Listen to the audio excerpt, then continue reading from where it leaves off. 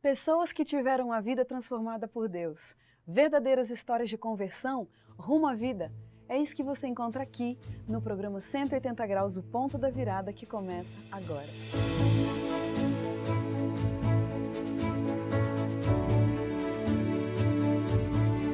Quando sentimos o toque de Deus na vida, uma mudança acontece.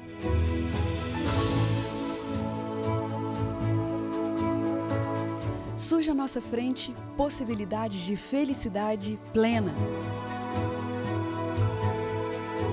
O toque de Deus restaura, renova, refaz.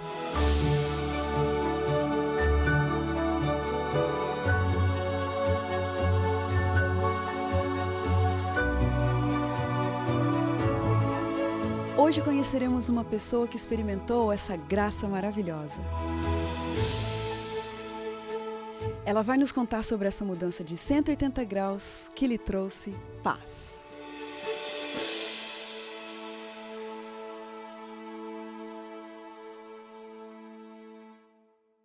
Luiz Fernando Sela nasceu em Concórdia, interior de Santa Catarina, numa família tradicional italiana e católica. Aí aprendeu os bons costumes e valores cristãos que o acompanham até hoje. Na adolescência, ingressou na faculdade de medicina e optou por fazer especialização médica nos Estados Unidos, pretendendo alcançar o topo de realização em sua carreira. Se preparou assim para o sucesso, o reconhecimento profissional, a estabilidade, o dinheiro, a felicidade. Mas quando voltou para trabalhar no Brasil, enfrentou uma decepção muito grande e começou a sentir uma angústia, um vazio no coração que era totalmente novidade para ele. Mas foi assim, nessa situação, que ele teve as portas abertas para que Deus entrasse e ocupasse o lugar na sua vida. E ele descobriu que aquele grande vazio que existia dentro do seu coração era exatamente do tamanho de Jesus Cristo. E hoje encontra-se totalmente preenchido e satisfeito. Vamos saber então dessa mudança de 180 graus em sua vida, porque o Luiz Fernando está aqui com a gente. Muito obrigada, é uma honra muito grande ter você aqui, obrigado. O prazer é meu. Aliás, já fazia tempo que eu tinha esse sonho de um dia poder estar conversando com você, que bom que deu certo. Que bom. Fala pra gente um pouquinho, Luiz Fernando, que privilégios você teve por ter nascido na família que você nasceu?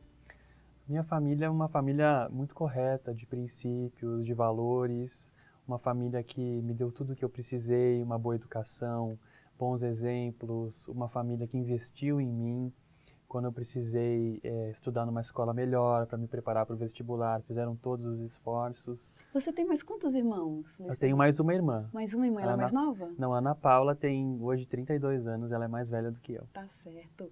E como que foi, quando você chegou na adolescência, essa coisa, né, de um ideal de felicidade para a sua vida? O que você idealizou ali naquele momento? Eu tinha um primo que fazia faculdade de medicina já, e eu me espelhava muito nele, então eu decidi também estudar medicina, e eu sonhava ser um médico, eu sonhava ser um bom médico, ser reconhecido, ser um bom profissional, ter uma vida muito boa, gostava muito de viajar, gostava muito de estudar línguas, então me encantava a ideia de, sabe, viajar para o exterior, então eu pensava isso na minha adolescência, de ter uma vida bem bacana. E aí você teve a oportunidade então de fazer o curso de medicina e foi também fazer uma especialização, né, nos Estados Unidos? Na verdade, eu passei na faculdade de medicina com 17 anos em Florianópolis. Olha. Foi bastante cedo. E fiz a faculdade durante 6 anos, né, durante o curso. E no meio do caminho do curso, eu despertei esse desejo, essa vontade de ir para os Estados Unidos fazer uma especialização. Eu tinha uma professora que já tinha estudado lá e ela me encorajou muito. E eu acabei descobrindo, por acaso, que a Universidade Federal de Santa Catarina tinha um convênio com a Universidade de Miami. Então eu comecei a ir atrás dessa possibilidade, fiz algumas entrevistas e fui recomendado então para fazer, primeiramente um estágio lá nos Estados Unidos. Então o meu último ano de medicina, uma parte dele eu estudei nos Estados Unidos. Tá certo. Nossa, que oportunidade maravilhosa que você Foi teve. uma oportunidade muito grande. E você tinha dito, né, que você veio de uma família com princípios muito bons, né, recebeu valores morais muito fortes. Qual era o nível de envolvimento seu, pessoal, com religião nessa época? Eu fui criado num ambiente católico.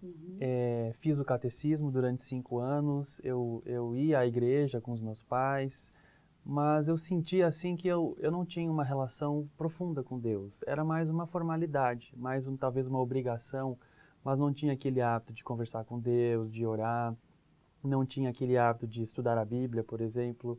Era simplesmente mais uma coisa da tradição da família, não algo que realmente eu buscava.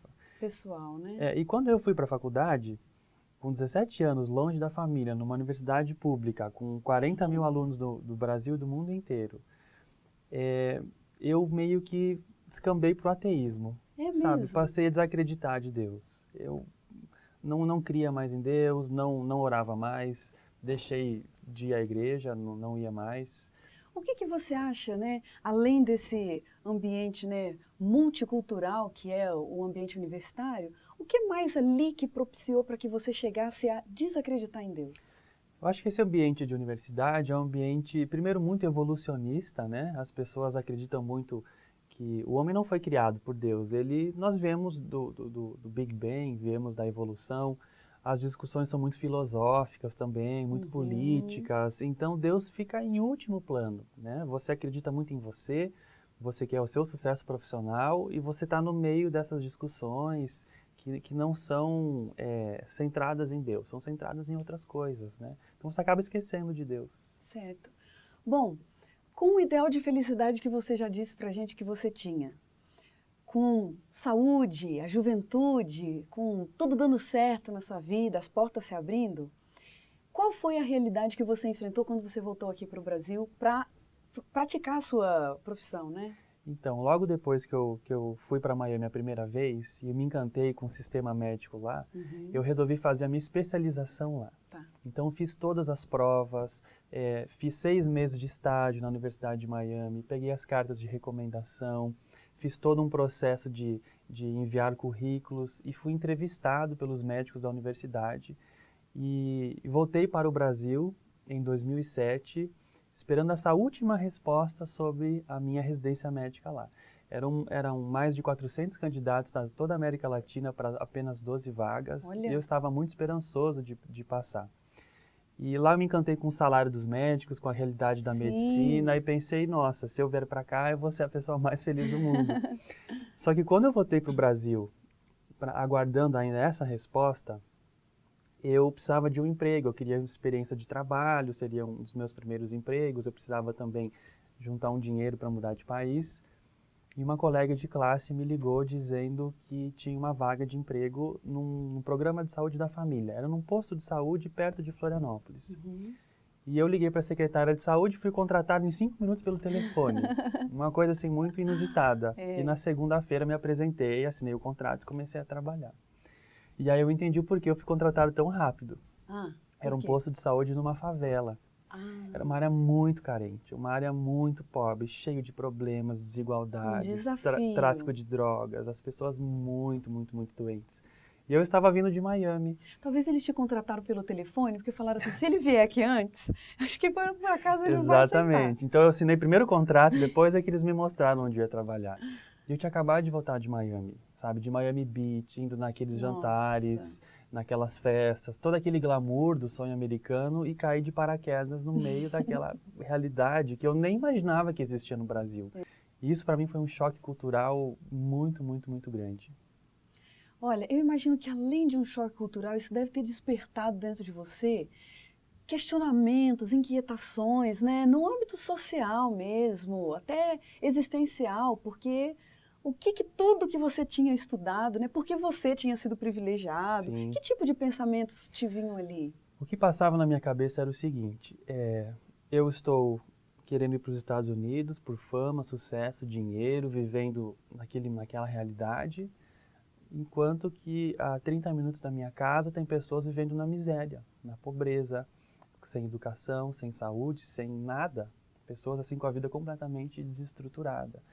E eu comecei a entrar em crise, eu comecei a me sentir muito egoísta, sabe? Como é que eu posso ignorar isso e simplesmente tocar a minha vida sem saber que isso realmente acontece?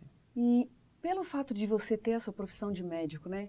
não te vinha também assim essa esperança de falar, não, eu vou chegar aqui, vou revolucionar, vou atender as pessoas e eles vão mudar, não tinha isso? Não, eu tinha assim, você sai da faculdade com esse desejo de mudar o mundo. Só que o que eu percebi? Eu atendia as pessoas, eu fazia as consultas, prescrevia os medicamentos e elas voltavam um mês depois, 2 meses depois, e a pressão continuava alta, o colesterol continuava alto, pessoas tomando assim 4 antidepressivos e continuavam com depressão.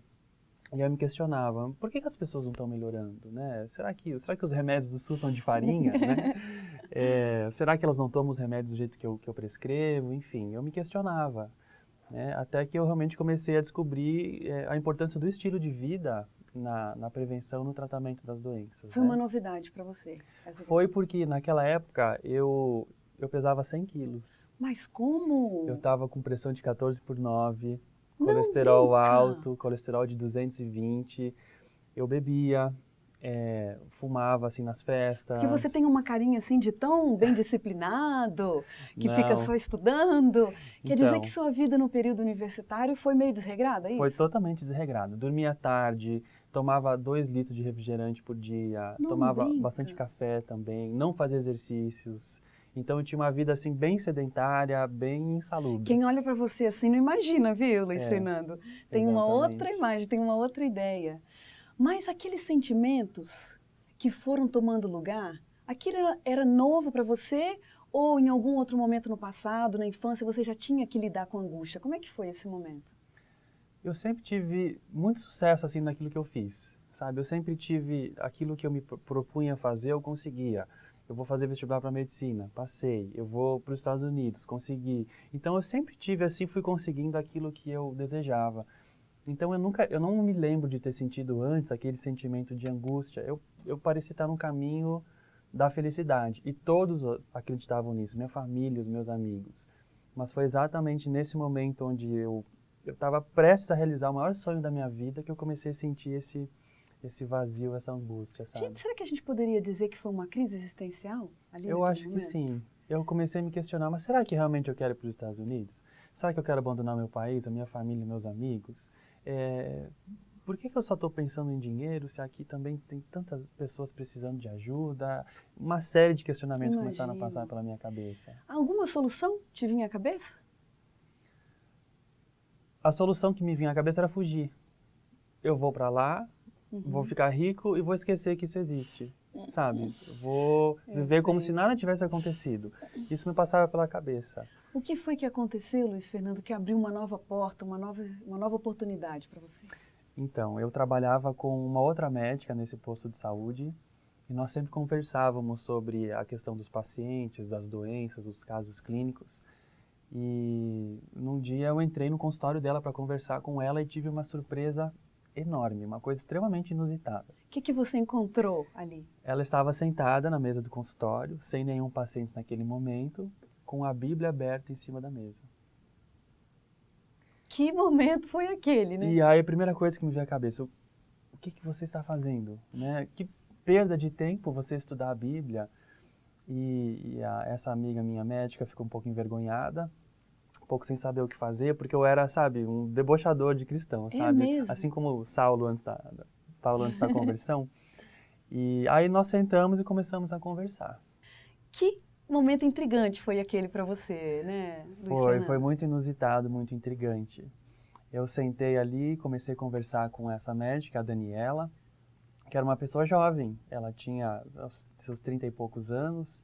Também uma pessoa que podia ter tudo, pai, diretor de hospital, podia ter, sabe, muito sucesso, muito dinheiro, mas estava ali fazendo aquele trabalho e tendo a vida pautada por princípios bíblicos, por princípios cristãos. O que você falou para ela? Você se lembra? Falou, o que você está fazendo com essa Bíblia? Exatamente, eu perguntei, o que você está fazendo, né? E aí ela ficou meio envergonhada, mas começou a falar comigo. E naquela época eu estava convidando ela para ir numa festa que se chamava Universo Paralelo. E ela usou as palavras certas. Ela falou assim, Luiz Fernando, você quer conhecer um universo paralelo real, que é o mundo espiritual? Olha. Você quer conhecer a Bíblia, conhecer o mundo espiritual que está à nossa volta? E aquilo despertou a minha atenção. Mas você era um debochador do mundo religioso. Como é que foi? Eu acho que eu fiquei fiquei curioso de descobrir aquilo. Eu estava passando por esse momento de crise. Eu acho que talvez Deus preparou todas as coisas. Olha. E ela me ofereceu, então, para me ajudar a entender a Bíblia. E nós começamos, então, o estudo bíblico na semana seguinte. Eu não acredito. Exatamente. Você aceitou. Eu aceitei. Foi um milagre de Deus. Imagina realmente. você, descrente, desacreditado, questionando todos os valores sociais, os seus próprios valores. Na semana seguinte você está sentado estudando a Bíblia. Exatamente. Você não teve nenhum momento assim em que você se reprovava? Falava, o que eu estou fazendo aqui? Você se pegava assim, espantado com você mesmo? Você sabe que não, Grêmio? Porque mesmo? o primeiro estudo que nós marcamos era para durar 1 hora. Duraram 6. Ah, Eu tinha tantas dúvidas que eu nem sabia que tinha, tantas coisas lá dentro, tantos questionamentos que vieram à tona. Coitada da Daniela, ela tinha que ficar me respondendo, ia para frente e para trás na Bíblia. O segundo estudo foram mais 5 horas. olha só. Então eu tinha uma sede lá dentro, eu acho que estava mascarado de alguma forma, e quando aquilo veio à tona, em 2 semanas eu já comecei a compreender assim bastante da Bíblia. Gente, que sabe, coisa. sobre Jesus, sobre a criação, sobre a volta de Jesus, sobre os 10 mandamentos. Você tinha noção dessas verdades ou foi tudo novo para você? Não, foi tudo novo. Na verdade, eu conhecia alguma coisa da Bíblia, mas nunca havia estudado por assuntos, Sim. né? O que a Bíblia fala sobre Jesus, sobre a sua volta, sobre os mandamentos. Nunca tinha estudado isso dessa forma. Fala mais, porque esse momento está maravilhoso. O que é esse momento de conhecer Jesus Cristo, descobrir um Salvador? Que coisa é essa de se ter um Salvador? Como que foi a sua reação? Eu acho que, para mim, o que me marcou muito foi, primeiro, conhecer a maravilhosa pessoa de Jesus, né? Quem Ele é, o que Ele fez por nós e a oportunidade de salvação que Ele nos ofereceu. Isso, para mim, não teve preço. A hora que eu descobri isso, a hora que eu descobri também que Deus não é o causador do mal e que toda aquela bagunça que eu via na sociedade, naquele posto de saúde, não era causado por Deus, mas sim pelo pecado, né? E outras coisas também que me chamaram muita atenção foi o estudo das profecias. É mesmo? Daniel e Apocalipse. Por quê? Né? Nomes assim de temas da Bíblia que não são muito populares, por que isso te chamou a atenção? Daniel e Apocalipse foram livros que abriram a minha cabeça, foram livros que me deram credibilidade à Bíblia, porque 600 anos antes de Cristo, Deus mostrou ali tudo o que ia acontecer até o fim, e livros que realmente mostram o que está acontecendo no mundo hoje e o que vai acontecer pela frente, né? Então aquilo realmente me fez crer na Bíblia e é por isso que eu decidi entregar a minha vida a Deus. Essa moça já era de uma igreja? Na verdade, a Daniela, ela era adventista, mas ela veio de uma família budista, Tá. né? Então, em algum momento da vida, também na faculdade, ela veio a conhecer a palavra de Deus e se tornou adventista. Agora, não te passou pela cabeça o seguinte, essa moça está querendo me levar para a igreja dela. Então, não existia a possibilidade de você receber essas informações, né, resolver suas questões e continuar seguindo sua vida? Por que você decidiu se tornar um adventista? Na verdade, ela nunca me convidou para ir para a igreja inicialmente. O nosso foco era estudar a Bíblia em si. Nós estávamos estudando a Bíblia, não a religião adventista. Na verdade, eu nunca tinha ouvido falar em igreja adventista. Então, ela primeiro me levou para Deus. E depois de um tempo, pela convivência, eu acho que eu fiquei sabendo que ela frequentava a igreja aos sábados, e um dia eu fui com ela, gostei, acabei conhecendo pessoas, descobri que aquela professora da universidade que me incentivou a ir para os Estados Unidos era adventista. É mesmo? Então acabei tendo esse momento de reencontro com ela, Claro. E aí Deus foi trazendo amigos, pessoas, e foi uma coisa maravilhosa. Que coisa impressionante.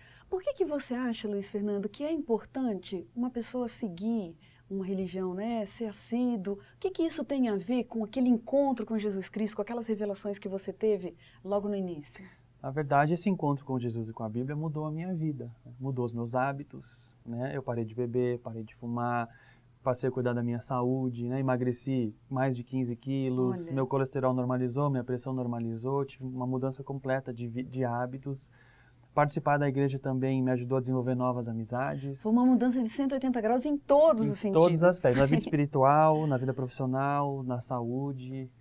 Esse relacionamento com a igreja também me ajudou a fazer amizades, como eu falei, me ajudou profissionalmente, me ajudou a compreender mais e mais a Bíblia, me ajudou a separar um dia para eu descansar, porque antes eu estudava a semana inteira e no final de semana eu ia para as baladas.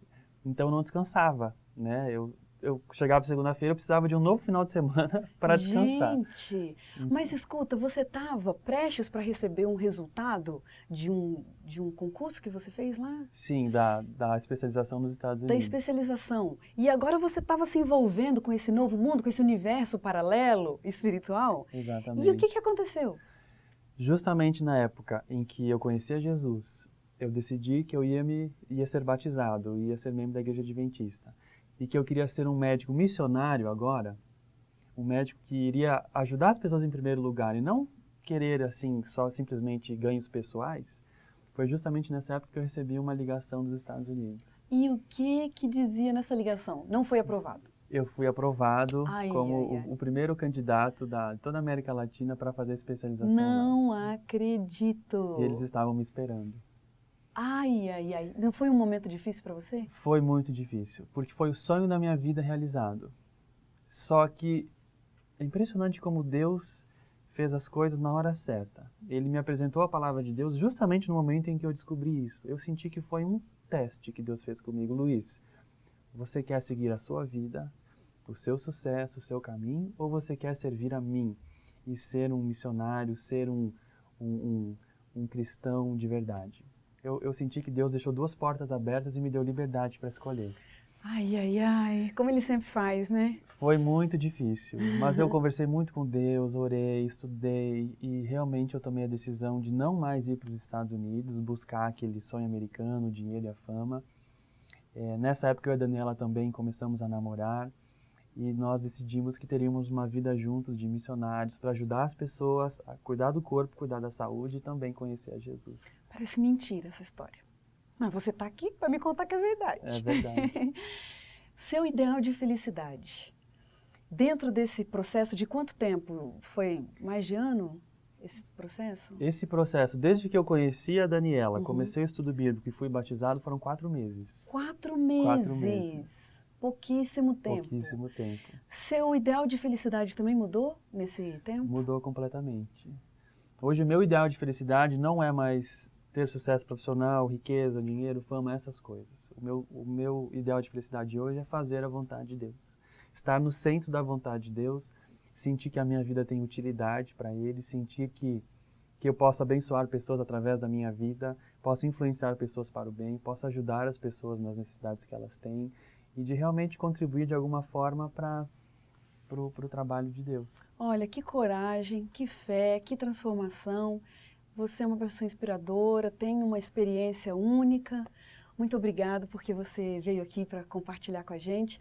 Aliás, dá tanta vontade de fazer mais perguntas, né? Mas vocês têm um livro agora, né? Você e sua esposa. Sim. Fala um pouquinho para a gente. Nós, eu e a Daniela, depois disso resolvemos nos casar também. Uhum. Nós casamos no ano seguinte do meu batismo. E depois fomos missionários pela África, pelos Estados Unidos. Deus nos fez uma volta ao mundo Que lindo. com várias histórias. Então nós decidimos escrever um livro. Depois de tantas pessoas perguntarem, e nós escrevemos um livro então que está sendo publicado pela Casa Publicadora Brasileira. E esse livro conta em detalhes toda essa história. Ai, que ótimo! Eu quero ler esse livro. A gente tem um minutinho aqui no nosso programa de umas perguntas ping-pong, então eu vou falar para você uma palavra e você me diz o que vem à sua mente. Deus. Salvação. Pecado. Morte. Sofrimento.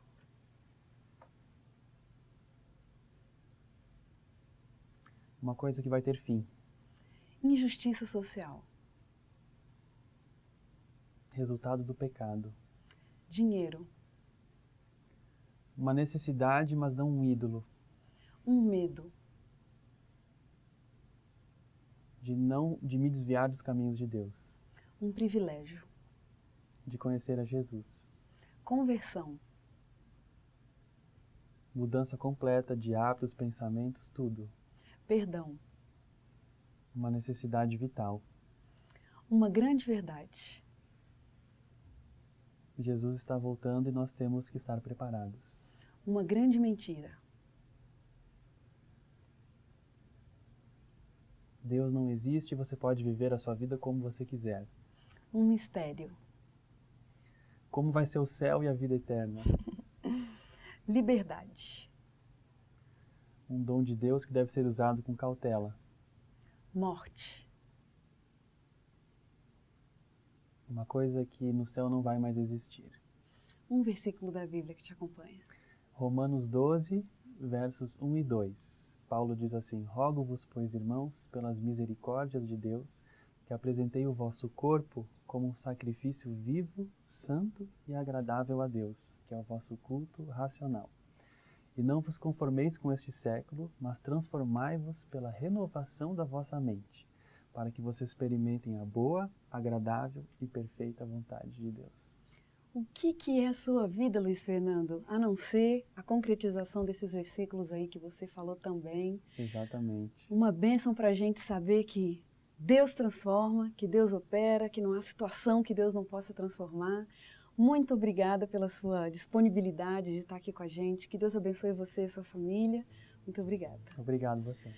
E a gente termina o programa 180 Graus, o ponto da virada, feliz por esse testemunho tão inspirador e maravilhoso. E como diz o texto bíblico, era preciso que nos regozijássemos e nos alegrássemos, porque esse teu irmão estava morto e reviveu, estava perdido e foi achado. Um grande abraço para você e até a próxima semana.